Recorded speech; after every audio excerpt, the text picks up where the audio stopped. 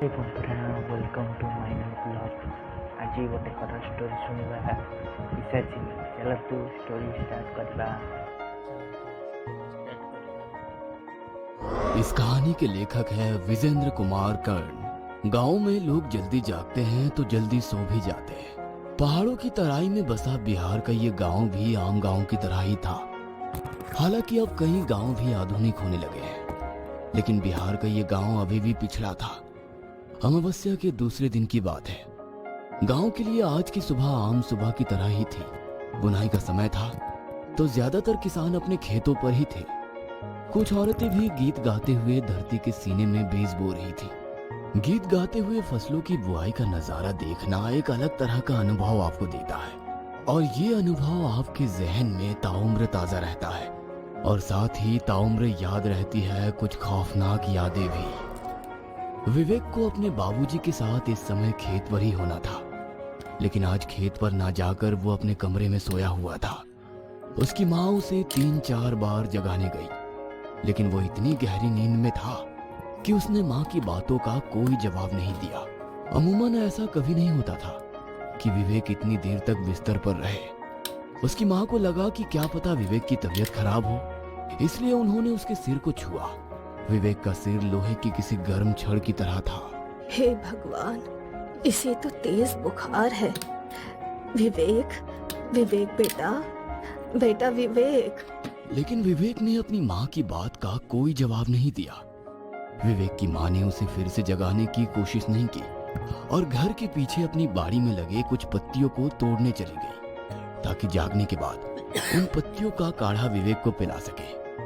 गांवों में अभी भी ज्यादातर लोग अपनी छोटी मोटी बीमारी को अपने घर के बाहर बाड़ी में लगे जड़ी बूटियों के पौधों से ही ठीक कर लेते हैं। विवेक की माँ ने उन पत्तियों को तोड़ा और फिर सिलबट्टे पर उसे पीसने लगी। पीसने के बाद ही उन पत्तियों को काली मिर्च के साथ पानी में उबाला जाता है, फिर रोगी को पीने के लिए दिया जाता है। बहुत ही आजमाया नुस्खा था ये। खटर खटर खटर की आवाज सिलबट्टे से आ रही थी, और सिलबट्टे पर पड़ी वो पत्तियां धीरे धीरे उसकी रगड़ से पीसती चली जा रही थी। तभी विवेक की माँ के कानों में कुछ अजीब सी आवाज सुनाई दी। उन्हें ऐसा लगा कि कोई जानवर गुर्रा रहा है। विवेक की माँ भागी हुई घर के दरवाजे तक ये सोचकर आई कि कहीं कोई जंगली जानवर तो घर में घुस नहीं आया है। गांव में पहले भी कई ऐसी घटनाएं हुई हैं, जिसमें पास के जंगलों से निकलकर कोई भेड़िया या चीता गांव के मवेशियों को उठाकर ले गया है। हालांकि ऐसी घटनाएं रात को ही ज्यादा हुआ करती थी, फिर भी एक अनचाहा डर विवेक की माँ को दरवाजे तक खींच लाया। लेकिन दरवाजा तो बंद था। उन्होंने राहत की सांस ली और फिर सिलवट्टे की ओर बढ़ने लगी। तभी उन्हें फिर से गुर्राने की आवाज आई, और ये आवाज विवेक के कमरे से आ रही थी। फिर से एक अनचाहे भय ने उन्हें घेर लिया, और पल में ही ना जाने कितनी बातें उनके जहन में आ गई, और वो भागती हुई विवेक के कमरे की ओर गई। लेकिन जैसे ही वो विवेक के कमरे में गई, उनकी चीख निकल गई। विवेक की आंखें बिल्कुल चढ़ी हुई थी, उनका रंग सुर्ख लाल था, और विवेक किसी जानवर की तरह गुर्रा रहा था। क्या हुआ बेटा, क्या हुआ? विवेक ने अपनी माँ की बातों का कोई जवाब नहीं दिया, उल्टा उन्हें अजीब सी नजरों से घूरने लगा और कहा, मांस, मांस खाना है, मुझे मांस खाना है। विवेक का पूरा परिवार शाकाहारी था। बचपन से लेकर आज तक उसने मांस खाना तो दूर, उसकी तरफ देखा भी नहीं था। इसलिए उसके मुंह से ऐसी बात सुनकर विवेक की माँ को बहुत आश्चर्य हुआ। उसने एक बार फिर से अपने बेटे से पूछा कि क्या हुआ है, लेकिन उसने इस बार अपनी माँ को अजीब नजरों से घूर कर देखा और उसे जोर का धक्का मार दिया। उसकी माँ दूर जा गिरी। विवेक अब भी अपनी वही रट लगाए हुए था, मांस खाना है, मुझे मांस खाना है। अचानक विवेक ने जो किया उसे देखकर विवेक की माँ भागती हुई विवेक के पिता के पास खेत में गई। मांस मांस चिल्लाते हुए विवेक ने अपने जांघ पर अपनी दांतों को गड़ा दिया और जांघ के मांस को अपनी दांतों से खींचने लगा। कुछ देर बाद उसके जांघ का एक बड़ा सा टुकड़ा उसके मुंह में था और वो उसे चबा रहा था। विवेक के पिता ने जब ये बात सुनी तो वे भागते हुए अपने घर की ओर आए, और जब वो घर पहुंचे तो वहां पर एक अजीब सी मनहूसियत का उन्हें आभास हुआ। उनकी दिल की धड़कनें इतनी जोर जोर से धड़कने लगी कि ऐसा लगा कहीं दिल ही बाहर ना आ जाए। विवेक अपने कमरे में मरा पड़ा था। उसके शरीर पर कई सारी चींटियां रेंग रही थी। विवेक की जांघ से अब भी खून बह रहा था और उसके जांघ का वो हिस्सा बड़ा ही भयानक लग रहा था जहां का मांस नोचा हुआ था। कहते हैं दुनिया के तमाम बोझों में से सबसे बड़ा बोझ होता है किसी बाप के कंधे पर उसकी बेटे की अर्थी का बोझ। राम नाम सत्य है, राम नाम सत्य है। आवाज के साथ जब विवेक की अर्थी गंगा किनारे जा रही थी तो पूरे गांव के लोगों की आंखें गीली थी।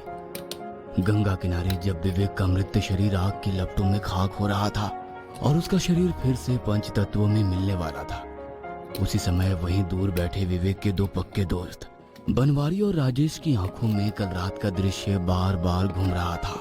ऑर्केस्ट्रा के गाने और उस गाने पर स्टेज पर नाचती हुई डांसर के सामने खड़ी भीड़ बौराई हुई थी।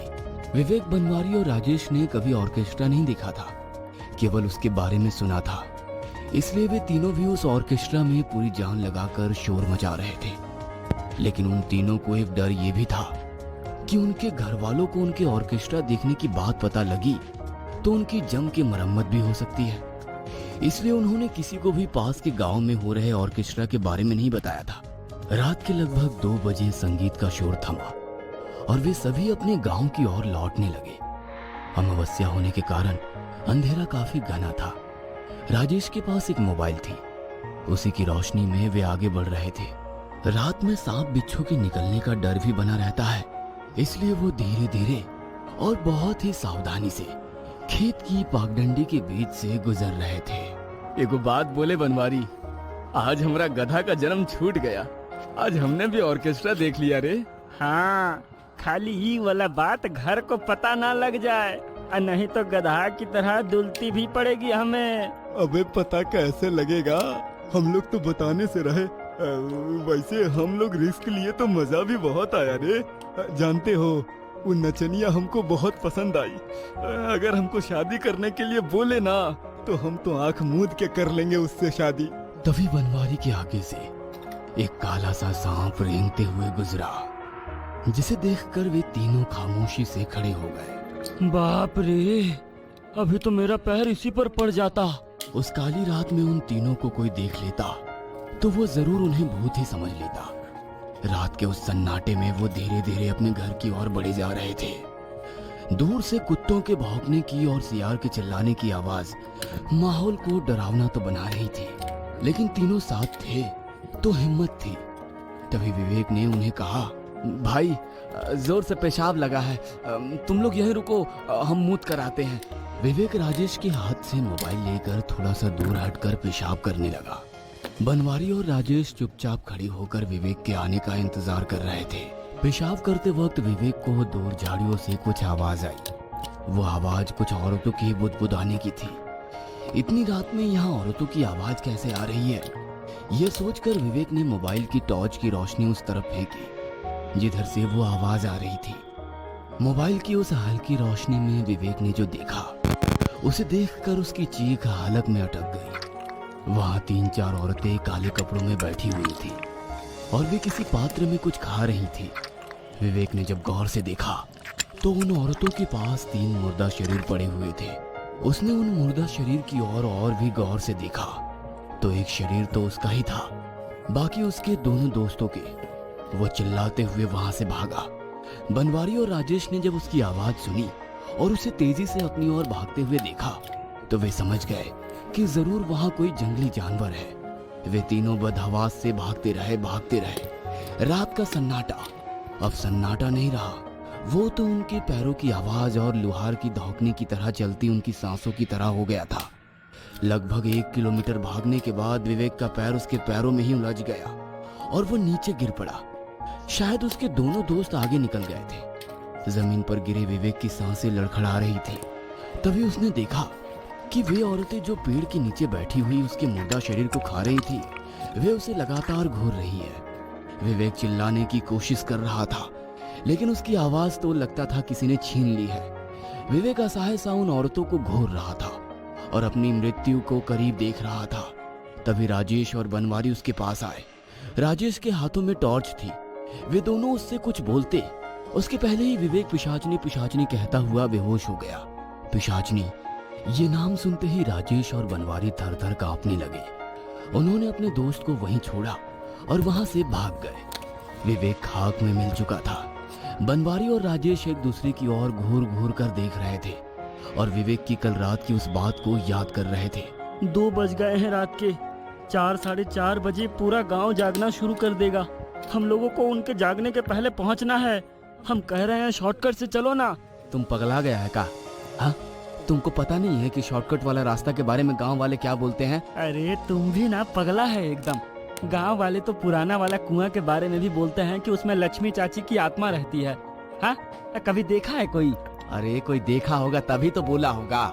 तुम ये कहो ना कि तुम्हारा उस रास्ता से जाने से फट रहा है, क्योंकि गांव वाले कहते हैं कि अमावस्या की रात को वहाँ पिशाचनी लोग साधना करने आती हैं और आज अमावस्या ही है। विवेक तो उस रात खेतों में ही मर गया था। पिशाचनी ने उसके शरीर पर कब्जा कर लिया था और वो उसके घर बनवारी और राजेश की तलाश में गई थी। शमशान घाट में बैठे बनवारी और राजेश के दिमाग में एक ही बात घूम रही थी कि वे तीनों ही उस रास्ते से गुजरे हैं। उन तीनों को ही पिशाचनी ने देखा होगा। इसका मतलब मरने की बारी अब उन दोनों की है। उन्होंने ये तय किया कि गांव के बुजुर्गों को कल रात की पूरी बात बताएंगे। क्या पता उनके पास इस बात का कोई हल हो और वे उन्हें मरने से बचा लें। वे दोनों विवेक के पिता के साथ बैठे गांव के और लोगों के पास गए और कल रात घटी सारी घटना के बारे में उन्हें विस्तार से बताने लगे। जब वो कल रात की कहानी उन्हें बता रहे थे तभी शमशान घाट में 2 और लाशें आई। बनवारी और राजेश के पिता उन लाशों के साथ रोते बिलखते चले आ रहे थे।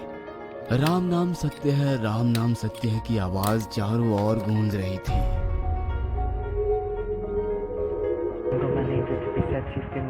वीडियो अच्छा लगेगा तो लाइक सब्सक्राइब कर देना। बाय।